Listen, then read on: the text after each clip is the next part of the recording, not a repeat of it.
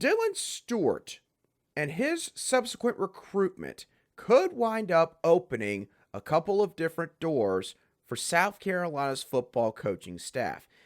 Dylan Stewart could give South Carolina the opportunity to have a permanent pipeline in the Maryland and Washington, D.C. areas and a stronger chance to land more national level defensive line prospects in the very near future.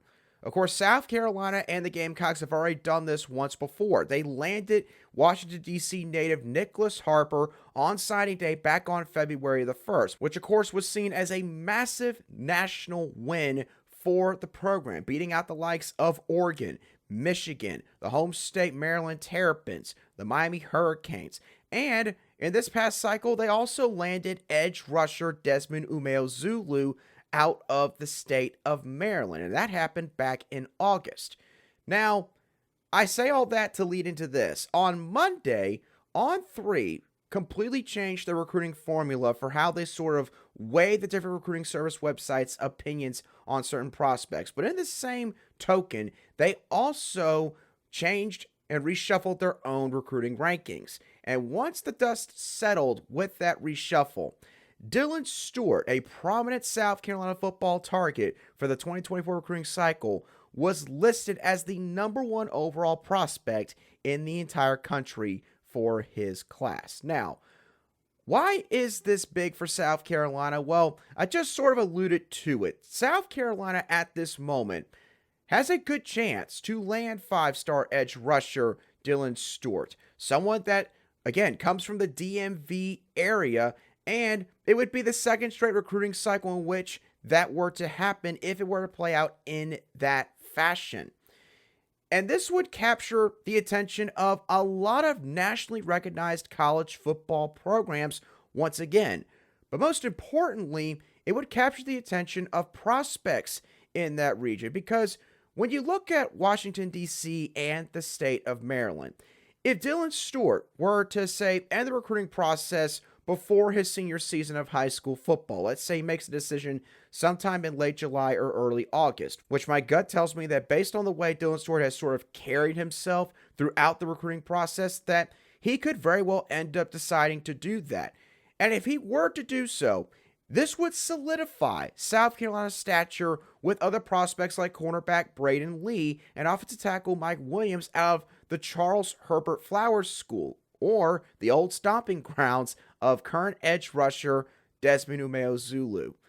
This would also really solidify their status with a 2025 linebacker prospect named Nathaniel Owusu Boateng, who has visited the South Carolina Gamecocks already once in the process. Because if these prospects were to still have any lingering questions regarding South Carolina's football program and what they could offer them, how they could develop them both on and off the field, whether or not they could prepare them or develop them for the NFL, seeing Nicholas Harper and Dylan Stewart, two preeminent athletes at that edge position, both decide in back-to-back cycles to go to South Carolina, I mean, really and truthfully, that is an automatic stamp of approval right then and there. South Carolina, the coaches almost would just have to kick back and put their feet on their desk and wait for the text messages and phone calls to flood in from these kind of prospects, especially prospects, again, from that region. Now, in terms of other national defensive line prospects, South Carolina is in the game for multiple guys in this aspect for the next couple of cycles. The biggest name for 2025 is arguably defensive line prospect Elijah Griffin out of Savannah, Georgia.